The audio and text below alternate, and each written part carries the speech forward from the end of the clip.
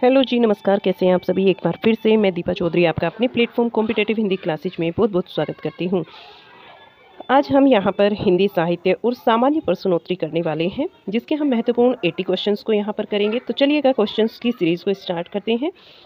Question number 1, किस युग को आधुनिक हिंदी कविता का सिंह द्वार कहा जाता है? ये कहा जाता है भारतेंदु युग को। क्वेश्चन नंबर 2, द्विवेदी युग के प्रवर्तक कौन थे? आंसर होगा महावीर प्रसाद द्विवेदी। क्वेश्चन नंबर 3, हिंदी का पहला सामाजिक उपन्यास कौन सा माना जाता है? आंसर है भाग्यवती। क्वेश्चन नंबर 4, 1950 से पहले हिंदी कविता किस कविता के रूप में जानी जाती थी? प्रयोगवादी कविता के रूप में जानी जाती थी। किस कविता के रूप में जानी जाती थी? प्रयोगवादी कविता के रूप में जानी जाती थी। क्वेश्चन नंबर 5, ब्रजभाषा का सर्वोत्तम कवि है? ब्रजभाषा का सर्वोत्तम कवि है सूरदास। क्वेश्चन नंबर 6, आदिकाल के बाद हिंदी में किस साहित्य का उदय हुआ? आदिकाल के बाद हिंदी में जो है वो भक्ति साहित्य का उदय हुआ। भक्ति साहित्य का उदय हुआ। क्वेश्चन नंबर 7, निर्गुण भक्ति काव्य के प्रमुख कवि हैं कबीरदास। क्वेश्चन नंबर 8, किस काल को स्वर्णकाल कहा जाता है? स्वर्णकाल कहा जाता है भक्ति काल को। क्वेश्चन नंबर 9, हिंदी का आदि कवि किसे माना जाता है? हिंदी का आदि कवि माना जाता है स्वयंभू को। क्वेश्चन नंबर 10, आधुनिक काल का समय कब से माना जाता है? आधुनिक काल का जो समय है ये 1900 से अब तक माना जाता है। क्वेश्चन नंबर 11, जयशंकर प्रसाद की सर्वश्रेष्ठ रचना कौन सी है? आंसर होगा कामायनी। क्वेश्चन नंबर 12, बिहारी ने क्या लिखे हैं? बिहारी ने दोहे लिखे हैं। आप भी मुझे बताइए कि आपके कितने क्वेश्चन यहाँ पर ठीक होते हैं। ये सारे ही क्वेश्चन जो हैं बहुत ही ज़्यादा इंपॉर्टेंट है और बहुत सारे क्वेश्चन इसमें परीक्षा में पूछे हुए हैं। ठीक है, आपके कितने क्वेश्चन यहाँ राइट होते हैं तो कमेंट बॉक्स में लिखकर जरूर बताइएगा। क्वेश्चन नंबर 13, कबीर किसके शिष्य थे? कबीर जो हैं वो रामानंद जी के शिष्य थे। पद्मावत महाकाव्य में कौन सी भाषा में लिखा गया है? पद्मावत महाकाव्य कौन सी भाषा में लिखा गया है? तो जो पद्मावत महाकाव्य है ये अवधी भाषा में लिखा गया है। क्वेश्चन नंबर 15, चंपू किसे कहा जाता है? गद्य और पद मिश्रित रचनाओं को कहा जाता है। क्वेश्चन नंबर 16, कलाधर उपनाम से कविता कौन से कवि लिखते थे? कलाधर के नाम से बताना है कौन से कवि कविताएं लिखते थे, तो आंसर होगा जयशंकर प्रसाद। क्वेश्चन नंबर 17, रसनिधि किस कवि का उपनाम है? रसनिधि जो है वो पृथ्वी सिंह का उपनाम है। क्वेश्चन नंबर 18, प्रेमचंद के अधूरे उपन्यास का नाम है मंगलसूत्र। क्वेश्चन नंबर 19, हिंदी का सर्वाधिक नाटककार कौन है? जिसने सर्वाधिक नाटक लिखे हैं तो Jaishankar Prasad. Question number 20, question number 20 को देखिए, तुलसीकृत रामचरितमानस में कौन सी भाषा का प्रयोग किया गया है? तुलसीकृत जो रामचरितमानस है इसके अंतर्गत अवधी भाषा का प्रयोग किया गया है। क्वेश्चन नंबर 21, एकांकी के जन्मदाता कौन है? एकांकी के जन्मदाता पूछा जाता है तो हम आंसर देंगे धर्मवीर भारती।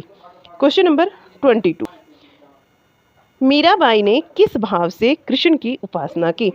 मीराबाई ने माधुर्य भाव से कृष्ण की उपासना की है। क्वेश्चन नंबर 23, रामचरितमानस का प्रधान रस है? रामचरितमानस का प्रधान रस शांत रस है। सबसे पहले अपनी आत्मकथा हिंदी में किसने लिखी? सबसे पहले जो अपनी आत्मकथा लिखी है हिंदी में डॉक्टर राजेंद्र प्रसाद ने लिखी है। क्वेश्चन नंबर 25, हिंदी कविता का पहला महाकाव्य कौन सा है? हिंदी कविता का पहला महाकाव्य माना जाता है पृथ्वीराज रासो। क्वेश्चन नंबर 26, हिंदी के सर्वप्रथम प्रकाशित पत्र का नाम क्या है?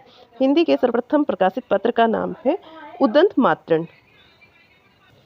क्वेश्चन नंबर 27, हिंदी साहित्य की प्रथम कहानी है इंदुमती। क्वेश्चन नंबर 28, आंचलिक रचनाएं संबंधित होती हैं? आंचलिक रचनाएं किससे संबंधित होती हैं? तो ये होती हैं क्षेत्र विशेष से संबंधित। क्वेश्चन नंबर 29, पृथ्वीराज रासो किस काल की रचना है? पृथ्वीराज रासो आदिकाल की रचना है। क्वेश्चन नंबर 30, हिंदी गद्य का जन्मदाता किसको माना जाता है? हिंदी गद्य का जन्मदाता माना जाता है भारतेंदु हरिश्चंद्र को। क्वेश्चन नंबर 31, कवि कालिदास की अभिज्ञान शाकुंतलम का हिंदी अनुवाद किसने किया? जो कवि थे कालिदास जी इनकी रचना का नाम है अभिज्ञान शाकुंतलम। पूछा जाता है कि इसका हिंदी अनुवाद किसने किया? तो राजा लक्ष्मण सिंह ने किया था। क्वेश्चन नंबर 32, पद साहित्य को कितने भागों में बांटा गया? पद साहित्य को 15 भागों में बांटा गया। क्वेश्चन नंबर 33, कवि नरेंद्र ने राष्ट्रपिता महात्मा गांधी के निधन से प्रभावित होकर कौन सा कौन सी रचना की है? इन्होंने जो रचना की है वो है रक्त चंदन की रचना। क्वेश्चन नंबर 34, नाट्य शास्त्रकारों द्वारा अमान्य रस कौन सा है? नाट्य शास्त्रकारों के द्वारा अमान्य जो रस है वो है विभत्स रस। क्वेश्चन नंबर 35, काव्य शास्त्र का प्राचीनतम नाम क्या है? काव्य शास्त्र का प्राचीनतम नाम है अलंकार शास्त्र। क्वेश्चन नंबर 36, रीति संप्रदाय के संस्थापक कौन थे? रीति संप्रदाय के संस्थापक थे आचार्य वामन। राइट आंसर हो जाएगा आचार्य वामन। क्वेश्चन नंबर 37, हिंदी में काव्य शास्त्र के प्रथम आचार्य कौन है? काव्य शास्त्र के प्रथम आचार्य माना जाता है केशवदास को। क्वेश्चन नंबर 38, साहित्य शब्द किस शब्द से बना है? साहित्य शब्द सहित शब्द से बना हुआ है। Next question, question number 39, Hindi साहित्य में जीवनी साहित्य का प्रारंभ कौन से युग से हुआ है? कौन से युग में हुआ है जीवनी साहित्य का प्रारंभ? तो ये हुआ है भारतेंदु युग में। क्वेश्चन नंबर 40, हिंदी भाषा और साहित्य के लेखक हैं। हिंदी भाषा और साहित्य के लेखक आंसर होगा श्याम सुंदर दास जी। क्वेश्चन नंबर 41, मनुष्य एक सामाजिक प्राणी है, यह किसने कहा है? मनुष्य एक सामाजिक प्राणी है, अरस्तु ने कहा है। 42 नंबर क्वेश्चन, भाषा किसे कहते हैं? भाषा किसे कहते हैं? भाषा जब मनुष्य अपने मानसिक विचारों की अभिव्यक्ति के लिए जिस माध्यम का प्रयोग करता है वह भाषा कहलाती है। वह क्या कहलाती है? भाषा कहलाती है। मनुष्य अपने मानसिक विचारों की अभिव्यक्ति के लिए जिस माध्यम का प्रयोग करता है वही भाषा कहलाती है। नेक्स्ट क्वेश्चन, क्वेश्चन नंबर 43, भाषा शब्द की उत्पत्ति कहाँ हुई है? भाषा शब्द की उत्पत्ति भास धातु से हुई है, जो कि संस्कृत की भास धातु है। यहीं से भाषा शब्द की उत्पत्ति हुई है। क्वेश्चन नंबर 44, सामान्य शब्द में हम हिंदी को किस तरह से व्यक्त करेंगे? सामान्य शब्दों में हम हिंदी को किस तरह से व्यक्त करेंगे? तो भाषा वह साधन है, इसका आंसर होगा कि भाषा जो है, भाषा को किस तरह से व्यक्त करेंगे हम, ये पूछा जाता है तो हम बताएंगे कि भाषा वह साधन है जिसके द्वारा मनुष्य अपने भावों या विचारों को बोलकर या फिर लिखकर दूसरे मनुष्य तक पहुँचाता है। क्वेश्चन नंबर 45, भाषा को मोटे रूप में कितने भागों में बांटा जा सकता है? मोटे रूप में भाषा को 2 भागों में बांट सकते हैं, एक लिखित और एक मौखिक। 2 रूप होते हैं भाषा के, पहला आपका लिखित हो जाएगा, दूसरा मौखिक। क्वेश्चन नंबर 46, हिंदी भाषा का संबंध किस लिपि से है? हिंदी भाषा का संबंध देवनागरी लिपि से है। क्वेश्चन नंबर 47, बोलने वालों की संख्या की दृष्टि से हिंदी का विश्व में कौन सा स्थान है? तीसरा स्थान है। Next question, question number 48, Surdas के काव्य किस भाषा में है? सूरदास का जो काव्य है वो ब्रज भाषा में है। क्वेश्चन नंबर 49, संविधान के किस अनुच्छेद में कहा गया है? संविधान के किस अनुच्छेद में कहा गया है कि संघ की राजभाषा हिंदी और लिपि देवनागरी होगी? लिपि क्या होगी? देवनागरी होगी। तो ये कहा गया है आर्टिकल 343 में, यानी कि अनुच्छेद 343 में। क्वेश्चन नंबर 50, हिंदी शब्द की व्युत्पत्ति कहाँ से हुई है? हिंदी शब्द की व्युत्पत्ति हुई है सिंधु से। क्वेश्चन नंबर 51, वर्तमान हिंदी का प्रचलित रूप कैसा है? वर्तमान जो हिंदी है इसका प्रचलित रूप खड़ी बोली है।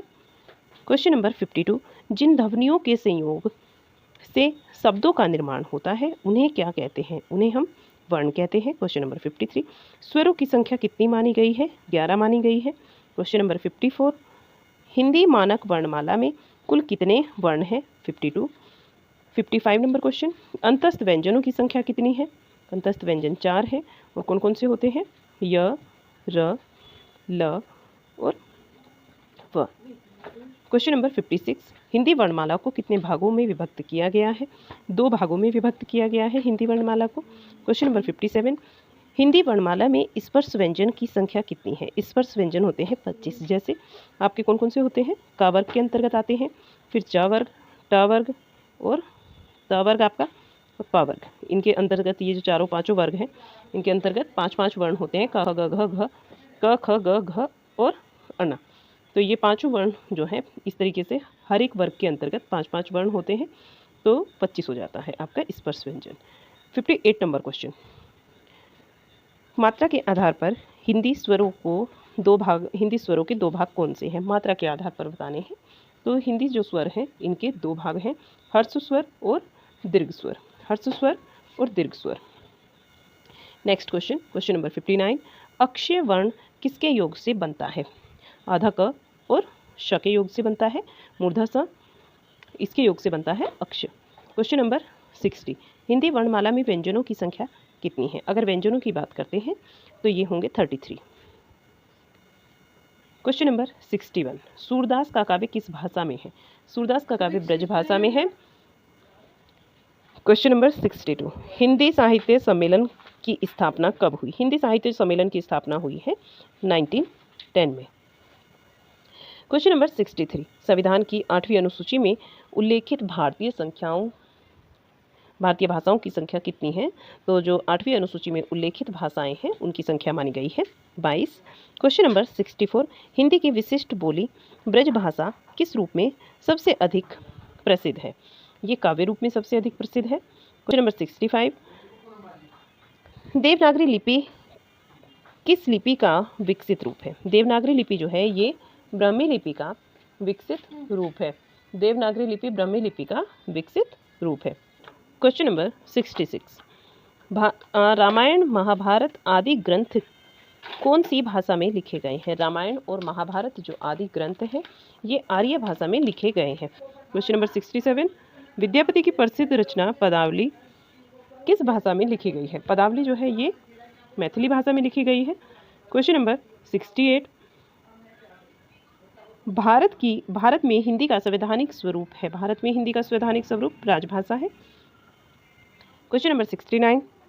जाटू किस भाषा का उपनाम है? जाटू बांगरू भाषा का उपनाम है। Question number 70। एक मनई के दुई बेटे रहीन। एक मनई के दुई बेटे रहीन यह अवतरण हिंदी की किस बोली में है? यह अवतरण हिंदी की भोजपुरी बोली में है। Question number 71। हिंदी का पहला नाटक है। हिंदी का पहला नाटक नहुस है। गोपाल चंद्र गिरधरदास जी का है। Question number 72। कबीरदास की भाषा थी सदुक्खड़ी। Question number 73। कलम का जादूगर किसे कहा जाता है? कलम का जादूगर रामरक्स बेनीपुरी को कहा जाता है। Question number 74। प्रगतिवाद उपयोगितावाद का दूसरा नाम है। यह कथन किसका है? यह कथन रामविलास शर्मा का है। Question number 75। रामचरितमानस में कुल कितने कांड हैं? रामचरितमानस में 7 कांड हैं। Question number 76। हिंदी साहित्य के इतिहास के रचयिता कौन है? हिंदी साहित्य के इतिहास के रचयिता आचार्य रामचंद्र शुक्ल हैं। Question number 77। गीत गोविंद किस भाषा में है? गीत गोविंद संस्कृत भाषा में है। Question number 78। लोकनायक किसको कहा जाता है? लोकनायक तुलसीदास जी को कहा जाता है। Next 79 number question. इंद्रापति किसे कहा जाता है? इंद्रापति विष्णु को कहा जाता है। नेक्स्ट क्वेश्चन नंबर 80 और आज की क्लास का लास्ट क्वेश्चन। पंचतंत्र क्या है? पंचतंत्र कहानी संग्रह है। क्लास कैसी लगी आपको इसको जरूर बताइएगा कमेंट बॉक्स में और लाइक शेयर करना मत भूलिएगा। चलिएगा मिलते हैं आपसे एक और नई क्लास में, तब तक के लिए बाय बाय। PDF अगर आपको इसकी चाहिए तो आपको टेलीग्राम चैनल पर मिलेगी जिसका लिंक आपको डिस्क्रिप्शन में दिया जा चुका होगा।